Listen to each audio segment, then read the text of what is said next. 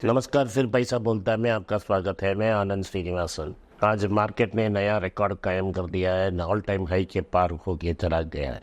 Sensex और Nifty ने छलांग लगाया। सेंसेक्स 1000 पॉइंट के ऊपर था जब मैं करसी लास्ट बार देख रहा था, जब मैं आखिरी बार मार्केट को देख रहा था, और निफ्टी 350 पॉइंट्स के ऊपर था। अंत में क्या होगा इसके बारे में मैं पक बोल नहीं सकता, लेकिन बहुत अच्छा दिन है मार्केट के लिए। जो हम स्टॉक्स कंसिडर कर रहे हैं सब कुछ ऊपर है। सिर्फ एक ही सेक्टर है हेल्थ केयर, वो डाउन है। कुछ फार्मा स्टॉक्स डाउन है। इसके बारे में क्यों भी बात करेंगे।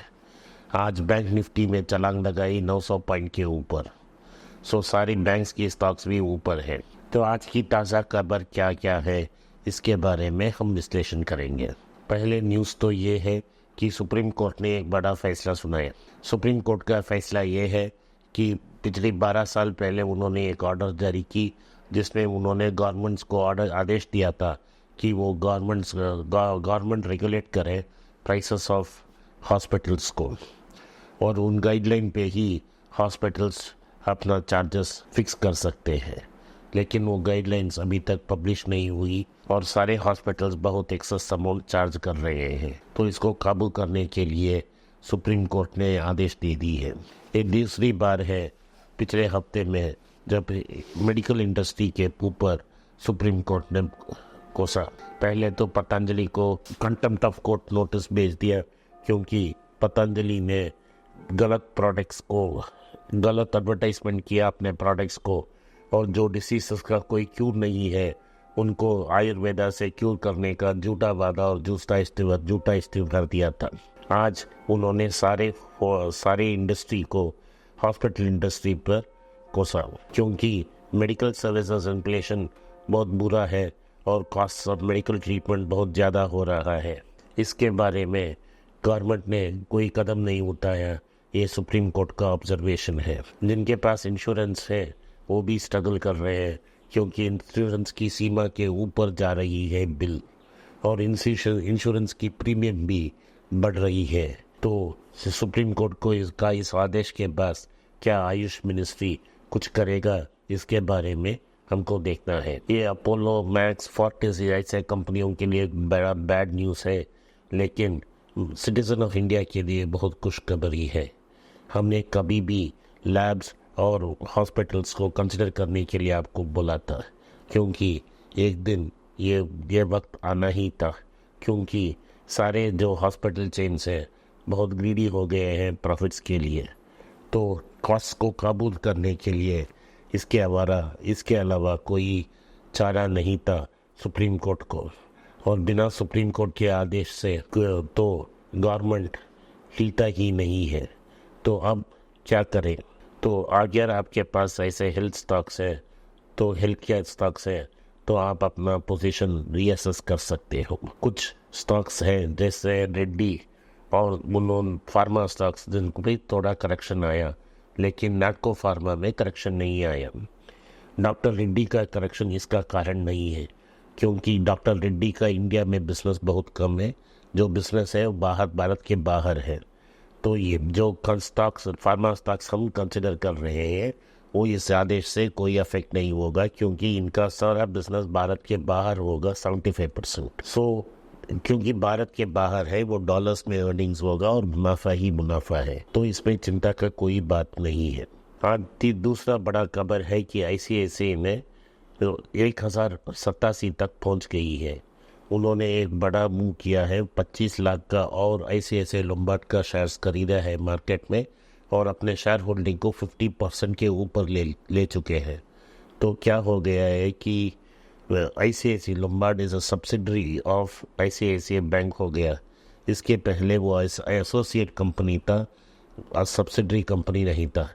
इससे ICICI बैंक का बैलेंस शीट भी बोल्स्टर होगा, और ICICI लोम्बार्ड का जो प्रीमियम्स है उसमें भी ग्रोथ होगा, क्योंकि ICICI बैंक की एम्प्लॉयज़ जो है वो ICICI लोम्बार्ड की प्रोडक्ट्स को बहुत पुश करेंगे। तीसरा बड़ा खबर जो आया है वो GDP ग्रोथ के बारे में आया है। वो 8.6% है, लेकिन इसमें थोड़ा डिस्टॉर्शन है। लता वेंकटेश CNBC TV 18 ने ट्वीट किया है कि इसमें कुछ डाइवर्जेंस है, ये पोलाइट वर्ड्स है। Gross value added plus net taxes is equal to GDP. Net taxes माने total tax collected minus subsidies. तो गवर्नमेंट ने according to Lata Venkatesh speech उन्होंने ऐसा किया है कि सब्सिडीज रिलीज नहीं की, जो टैक्सेस नेट डायरेक्ट टैक्सेस को ऊपर रखा। जीवीए नीचे आया, नेट डायरेक्ट टैक्सेस ऊपर चला गया, तो जीडीपी जादू जैसा ऊपर चला गया। उसके दूसरा चीज़ उन्होंने किया, जो पिछले साल का जीडीपी नंबर है उसको कम किया। तो इस दोनों कारण जीडीपी ऊपर उठ गया। लेकिन मार्केट तो हेडलाइंस पे चलती है और हेडलाइंस मैनेजमेंट पे चलती है, तो मार्केट के पास सब्र नहीं है, टाइम नहीं है कि सारे डिटेल्स देखने की। तो मार्केट ने इस न्यूज़ पे बड़ा छलांग लगा दिया। हम तो खुश हैं क्योंकि जिन जिन स्टॉक को हमने कंसिडर किया है इसमें तो बहुत लाभदायक है। लेकिन ये बहुत दिन के लिए नहीं टिकेगा, फिर से माइल्ड करेक्शन आएगा। इंटरनेशनल मार्केट्स भी बहुत स्ट्रांग हो रहे हैं।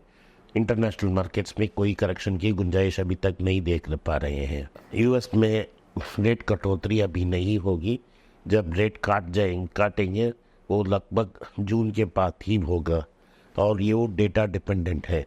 अभी जी दो डेटा उधर से आ रहे हैं, ये इंडिकेट कर रहे हैं कि अमेरिकन इकॉनमी बहुत स्ट्रांग है और रेट कट्स का कोई गुंजाइश नहीं है। कोटक सिक्योरिटीज़ ने एक बड़ा रिपोर्ट लाया जिसको रॉयटर्स ने हाईलाइट किया।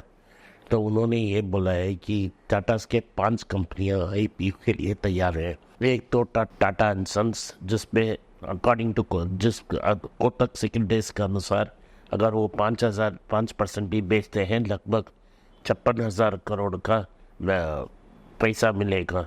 उसका वैल्यूएशन 6 लाख करोड़ के ऊपर है। मेरा कैलकुलेशन है उससे बहुत ज़्यादा है, क्योंकि उसी टाटा सन्स में 72% का स्टेक टीसीएस का है, और मुझे ये लगता है कि टाटा एंड सन्स मैनेज कर लेगी, वो बिना प्राइवेट पब्लिक लिमिटेड कंपनी जाए। लेकिन 4 ऐसे महारथी कंपनियां हैं जो पब्लिक जाएंगे।